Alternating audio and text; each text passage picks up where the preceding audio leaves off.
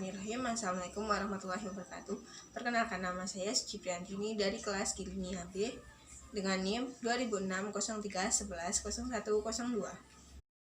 Oke, di sini saya akan menjelaskan tentang fenomena unik awan api atau pelangi api dengan latar belakangannya, yaitu pelangi merupakan salah satu pemandangan indah yang jarang kita lihat. Jika dilihat, bentuk pelangi seperti busur di langit biru yang muncul karena pembiasan dari sinar matahari ketika hujan. Kira-kira di mana ya pelangi bisa terlihat?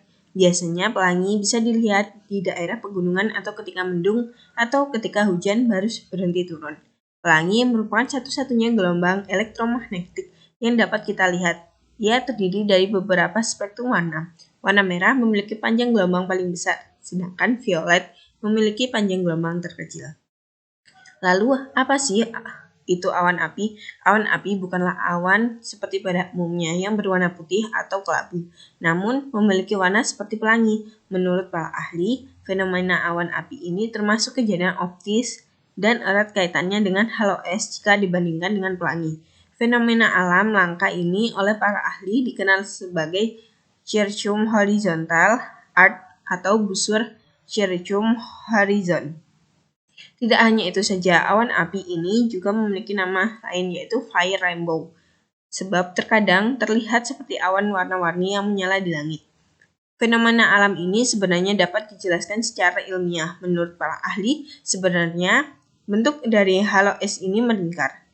Hanya saja bentuk awan cirrus yang terpisah-pisah membuat hanya awan yang terkena halo terlihat mengeluarkan warna seperti pelangi. Lalu, apa penyebab munculnya fenomena awan pelangi tersebut? Di sini saya akan menjelaskan tentang pelangi dan awan api. Penjelasan nomor 1 adalah legenda tentang pelangi. Di Indonesia terdapat legenda tentang pelangi, yaitu jika terdapat pelangi, maka ujung dari pelangi itu terdapat bidadari yang sedang turun ke bumi. Beginilah gambar ujung pelangi. Penjelasan nomor 2, pengertian pelangi. Pelangi terjadi karena pembiasan cahaya. Cahaya matahari yang melewati sebuah tetes hujan akan dibiaskan melewatinya. Nah, proses pembiasan ini memisahkan cahaya putih menjadi warna spektrum. Warna spektrum adalah warna merah, jingga, kuning, hijau, biru, nila, ungu, atau yang sering kita tahu dengan singkatan magikuhibinium. Kemudian warna-warna itu memantul di belakang tetes hujan, yang akibatnya cahaya tampak melengkung menjadi pelangi. Sebenarnya warna pelangi nggak cuma 7 loh. Pembiasan pada pelangi akan membentuk semua warna yang ada di bumi ini. Namun penglihatan kita terbatas untuk membedakan semuanya. Jadi jangan heran juga kalau ada sebagian orang yang bisa melihat pelangi dalam 7, 6, atau 5 warna. Pelangi yang sama bisa dilihat secara berbeda oleh orang yang berbeda karena adanya perspektif warna. Satu hal lagi yang perlu kamu tahu adalah meskipun kelihatannya pelangi berbentuk seperti setengah lingkaran, bentuk pelangi sebenarnya benar-benar lingkaran. Penjelasan proses terjadinya pelangi. 1. Pembiasan sinar matahari. Pelangi terbentuk karena adanya pembiasan sinar matahari. Cahaya yang dibelokkan berpindah tempat ke arah lain dari perjalanan satu medium ke medium lainnya oleh tetesan air yang ada di atmosfer.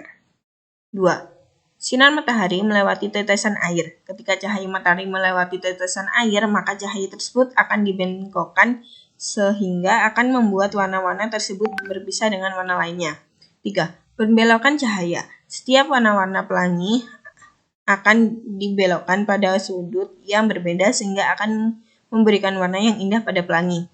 4. Terbentuknya warna pelangi. Warna yang pertama akan dibelokkan adalah warna ungu, sedangkan warna terakhir yang akan dibelokkan ada warna merah serta akan menyusul warna pelangi lainnya yaitu jingga, kuning, hijau, biru, dan nila. Maka kita akan melihat warna pelangi secara utuh yang disebabkan oleh geometri optik dalam proses penggunaan warna. Di sini adalah gambar pelangi. Penjelasan nomor 3. Pengertian awan api atau pelangi api.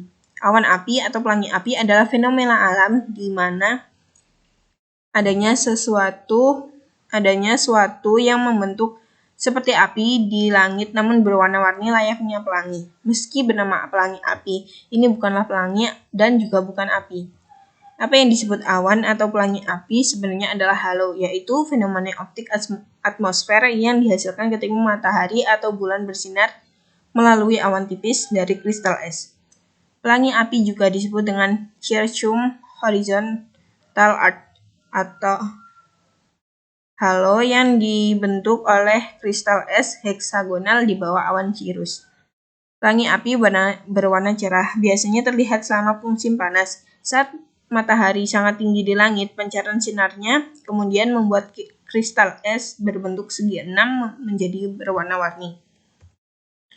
Sekali terbentuk, pelangi atau awan api hanya bisa terbentuk dari tempat-tempat tertentu dan waktu tertentu. Misalnya di London, Inggris, matahari hanya berada cukup tinggi selama 140 jam antara pertengahan Mei dan akhir Juli. Sementara itu di Los Angeles, matahari lebih tinggi dari 58 derajat selama 670 jam antara akhir Maret dan akhir September. Melihat caranya terbentuk di alam, pelangi api artifisial juga bisa dilakukan manusia secara sederhana, yaitu dengan pelangi api artifisial dibuat dengan cara memancarkan cahaya ke dalam gelas air dari sudut tertentu sehingga pembiasan cahaya terjadi dan pelangi api buatan berwarna-warni pun terbentuk. Beginilah gambar awan api. Penjelasan nomor 4. Perbedaan awan api dan pelangi. Walaupun sama-sama mempunyai warna yang sama dan berada di atas langit, pelangi dan awan api mempunyai perbedaan, yaitu pelangi adalah gejala optik berupa cahaya sejajar yang tampak di langit karena pembiasan cahaya matahari oleh api.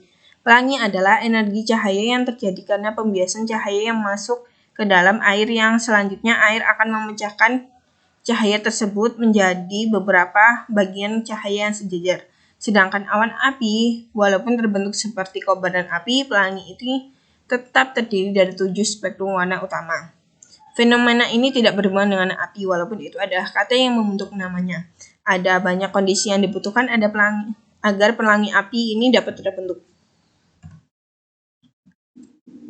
Circum horizontal arc atau awan api hanya terjadi pada dua macam awan, yaitu cirrus dan cirrostratum. Pembentuk awan tersebut adalah es kristal yang membentuk lempengan tebal. Posisi matahari harus berada tinggi di langit, yaitu lebih dari 58 derajat di atas horizon. Cahaya harus memantul secara horizontal dari es kristal yang ada di awan. Bentuk pelangi api biasanya mengikuti awan pembawanya. Orang sering mengira pelangi api adalah iridescent cloud atau awan warna-warni. Pelangi api kemungkinan juga bisa terjadi di planet lain, karena para ilmuwan mengatakan bahwa bukan hanya bumi yang memiliki awan cirrus. Ia juga dapat ditemukan di planet lain seperti Mars, Jupiter, Saturnus, Uranus, dan Neptunus. Dengan kondisi tersebut, ada kemungkinan bahwa pelangi api juga dapat terjadi di sana. Dan terakhir, penutup. Sekarang sudah tahu kan perbedaan antara pelangi dan awan api? Semoga penjelasan tadi mudah dipahami dan dicerna ya. Terima kasih, semoga video ini bermanfaat dan dapat menambah wawasan kalian semua. Sampai jumpa lagi. Wassalamualaikum warahmatullahi wabarakatuh.